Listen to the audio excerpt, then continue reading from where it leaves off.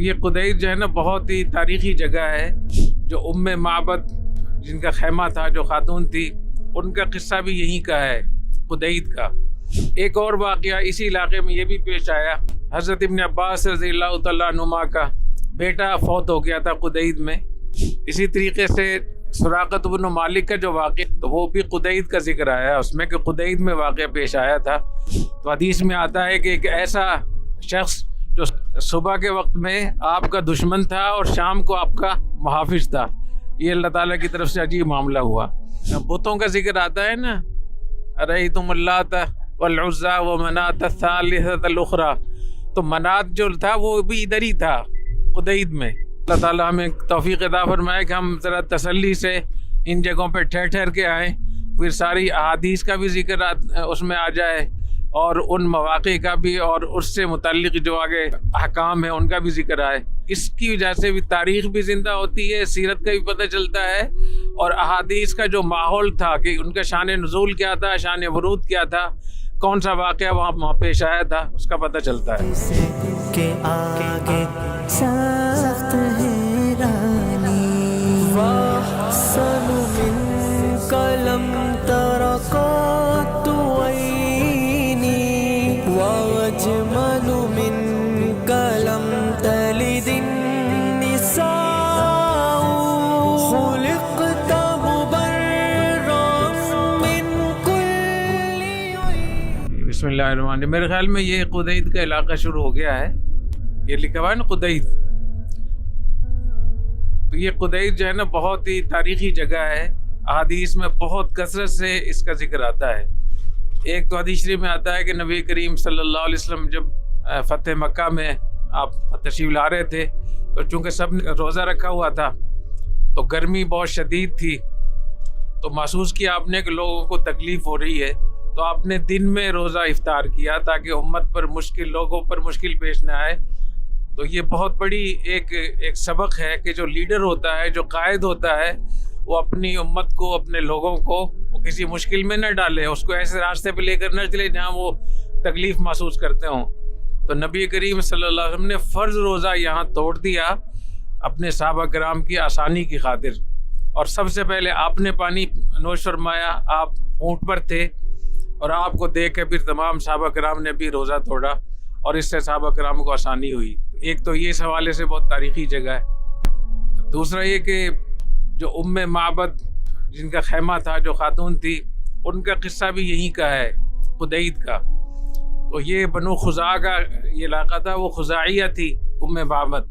نبی کریم صلی اللہ علیہ وسلم جب ہجرت سے تشریف لا رہے تھے، اس راہ سے گزرے تو ان کے خیمے پر گزرے، تو آپ نے ان سے کہا کچھ کھانے پینے کی چیزیں تو ہم آپ سے خریدنا چاہتے تھے، اور ان کا کچھ بھی نہیں ہے ہمارے پاس، تو ہم تو بالکل فارغ خالی ہیں ہم لوگ. تو آپ نے بکری کی طرف اشارہ کیا کہ یہ کیا کہتے، یہ بکری ہے. اور آپ نے پوچھا کہ اس میں کوئی دودھ نہیں ہے، ان کا کہ یہ تو ہم سے بھی زیادہ قصہ خراب ہے اس کا. تو آپ نے فرمایا کہ آپ اجازت دیں گی ہم اس کا دودھ دو لیں؟ تو اس نے کہا کہ ابھی انت و امی، میرے ماں باپ آپ پر قربان جائیں، اگر آپ کو نظر آتا ہے کہ اس میں دودھ ہے تو آپ دودھ تول لیں. تو آپ نے جیسے ہی تھنوں کو ہاتھ لگایا تو تھن وہ دودھ سے بھر گئے، اور نبی کریم صلی اللہ علیہ وسلم نے اپنے ساتھیوں کو پلایا اور معبد کو بھی پلایا، اور پورا برتن بھی بھر کے دے دیا.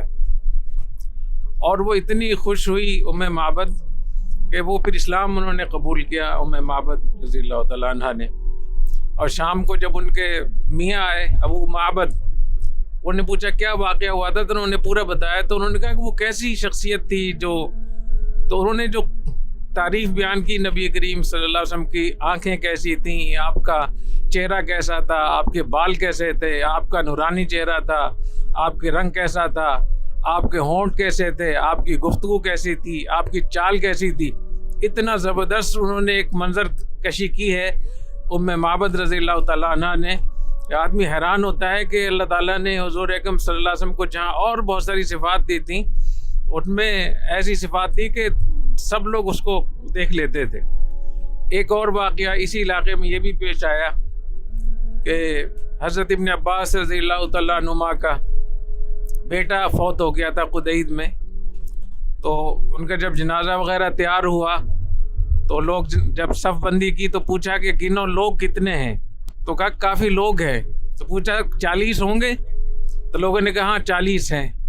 فرمایا کہ میں نے حضور اکرم صلی اللہ علیہ وسلم سے سنا ہے کہ جس مسلمان کے جنازے پہ 40 لوگ شریک ہو جائیں اور شفاعت کریں، لا یشرکون باللہ، وہ موحد ہو، مشرک نہ ہو، تو اللہ تعالیٰ اس کی مغفرت فرما دیتے ہیں. تو دیکھیے اللہ تعالیٰ کے ہاں مغفرت کتنی بڑی بات ہے. یہ بھی واقعہ قدید کا ہے. ایسی حدیث شریف میں آتا ہے کہ حضور اکرم صلی اللہ علیہ وسلم نے یہاں صحابہ کرام سے فرمایا، ان اللہ تبارک و تعالی ینزل آخر کل لیلۃ الی السماء الدنیا فیقول هل من مستغفر فاغفر له هل من مسترزق فارزقه هل من سائل فاعطیه. کہ اللہ تعالیٰ رات کے آخری حصے میں نزول فرماتے ہیں جو بھی اللہ تعالیٰ کی شان کے مناسب ہے، اور پھر اللہ تعالیٰ کہتے ہیں کوئی ہے مغفرت طلب کرنے والا، کوئی ہے حاجت مانگنے والا، کوئی ہے رزق مانگنے والا. تو اس وادی سے ہم یہاں گزر رہے ہیں، ہم دعا کریں کہ اللہ تعالیٰ ہمیں بھی قیام اللیل کی توفیق عطا فرما. اس وادی کی برکت سے، اس حدیث کی برکت سے یا اللہ ہمیں بھی ہمیشہ ہمیشہ کے لیے اپنے دربار میں صبح کے وقت میں حاضری کی توفیق نصیب فرما. اسی طریقے سے سراقۃ بن مالک کا جو واقعہ، تو وہ بھی قدید کا ذکر آیا ہے اس میں، کہ قدید میں واقعہ پیش آیا تھا. اور اس میں یہ بھی لکھا ہے کہ جب مجھے، چونکہ وہ کھوجی تھے اور 100 اونٹ کا وعدہ کیا تھا ابو جہل وغیرہ نے انعام رکھا تھا، کہ جب میں نے یہاں آ کر میں ان کے پاس پہنچا، جب میں بہت زیادہ قریب ہوا تو آپ نے یہ دعا مانگی، اللہم اکفناہ بما شئت. تو ان کے پاؤں جو تھے نا، گھوڑے کے پاؤں زمین میں دھس گئے. تو سراقہ نے کہا کہ مجھے اس کا پتہ ہے کہ جو کچھ میرے اوپر یہ عذاب آیا ہے یہ آپ کی دعا کی وجہ سے ہوا ہے، آپ کی وجہ سے، کہ آپ کو میں نے تکلیف پہنچائی ہے. آپ میرے لیے دعا کریں کہ میرے گھوڑے کے پاؤں باہر نکل آئیں. میں آپ سے وعدہ کرتا ہوں کہ میں آپ کا دفاع کروں گا. تو نبی کریم صلی اللہ علیہ وسلم نے دعا مانگی اور ان کا گھوڑا باہر واپس آ گیا، کیونکہ زمین میں دھس گیا تھا. اور اسی وقت سے پھر انہوں نے نبی کریم صلی اللہ علیہ وسلم کا دفاع شروع کیا. تو حدیث میں آتا ہے کہ ایک ایسا شخص جو صبح کے وقت میں آپ کا دشمن تھا اور شام کو آپ کا محافظ تھا، یہ اللہ تعالیٰ کی طرف سے عجیب معاملہ ہوا. پھر سراقۃ بن مالک نے حضور اکرم صلی اللہ علیہ وسلم سے یہ درخواست کی کہ آپ مجھے کوئی سفارشی پرچہ لکھ دیں، مجھے خط لکھ دیں کہ میرے ساتھ یہ آپ نے یہ کرم فرمایا ہے کہ آپ کی دعا کی وجہ سے مجھے. تو نبی کریم صلی اللہ علیہ وسلم کے حکم سے حضرت ابوبکر صدیق رضی اللہ تعالیٰ عنہ نے ایک خط لکھ کر دے دیا ان کو، جس میں یہ آپ صلی اللہ علیہ وسلم کی توجہ اور شفقت کا اس میں لکھا ہوا تھا. تو جب فتح مکہ کا دن آیا تو سراقہ اسی خط کو لے کر آئے، اور نبی کریم صلی اللہ علیہ وسلم نے پھر اس عہد کو پورا کیا اور ان کو عزت دی اور ان کو کچھ نہیں کہا ان کو. ایک حدیث اور بھی ہے، وہ بھی قدید سے متعلق ہے. حدیث شریف میں آتا ہے کہ حضور اکرم صلی اللہ علیہ وسلم نے ارشاد فرمایا کہ کافر کی جو ڈاڑھ ہوگی وہ احد کے برابر ہوگی، یعنی جہنم میں عذاب اتنا زیادہ ہوگا کہ اس کے جسم کو اتنا بڑا کر دیا جائے گا تاکہ زیادہ سے زیادہ اس کو تکلیف ہو. تو احد کے برابر اس کی ایک ڈاڑھ ہوگی. اور احد جو ہے وہ 3 کلومیٹر اس کی چوڑائی ہے، 7 کلومیٹر لمبائی ہے اور 1 کلومیٹر اونچائی ہے. تو 21 مربع کلومیٹر لمبی اس کی ڈاڑھ ہوگی کافر کی. اور فرمایا کہ اس کی جو سرین ہوگا اس کا، وَمَقْعَدُهُ مِنَ النَّارِ كَمَا بَيْنَ قُدَيْد وَمَكَّةَ. اب مکہ اور قدید کے درمیان 150-200 کلومیٹر کا فاصلہ ہے. تو اتنا ذکر آتا ہے اس میں. اور فرمایا کہ اس کی جو جلد ہوگی 42 ذراع، تقریباً 60-62 فٹ لمبی اس کی چوڑائی ہوگی اس کی. تو اللہ تعالی ہمیں جہنم کے عذاب سے پناہ میں رکھے. اللہ سے بہت پناہ مانگنی چاہیے اللہ تعالیٰ سے. اور بھی بہت ساری روایات ہیں جن میں اس جگہ کا ذکر آتا ہے، اور اللہ تعالیٰ ہمیں توفیق عطا فرمائے کہ ہم ذرا تسلی سے ان جگہوں پہ ٹھہر کے آئیں، پھر ساری احادیث کا بھی ذکر اس میں آ جائے اور ان مواقع کا بھی، اور اس سے متعلق جو آگے جو احکام ہیں ان کا بھی ذکر آئے.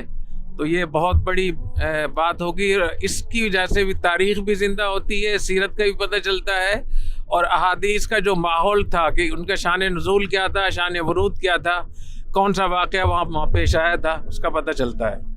یہ جو بتوں کا ذکر آتا ہے نا، ارأیتم اللات والعزیٰ ومناۃ الثالثۃ الاخریٰ، تو منات جو تھا وہ بھی ادھر ہی تھا قدید میں. جی یہ قدید منات کی جگہ ہے، اور یہ ایسا بت تھا کہ جس کو تمام عرب اس کا احترام کرتے تھے، اور یہ مشترکہ بت تھا سب کا، کیا حجاز کے لوگ، قریش، سارے لوگ اس کے وہ کرتے تھے. اور حضرت علی رضی اللہ تعالیٰ عنہ کو نبی کریم صلی اللہ علیہ وسلم نے بھیجا تھا، اور انہوں نے اس کو گرایا تھا یہاں. تو وہ منات الثالثۃ الاخری، وہ جو منات تھا وہ بھی ادھر ہی تھا قدید میں.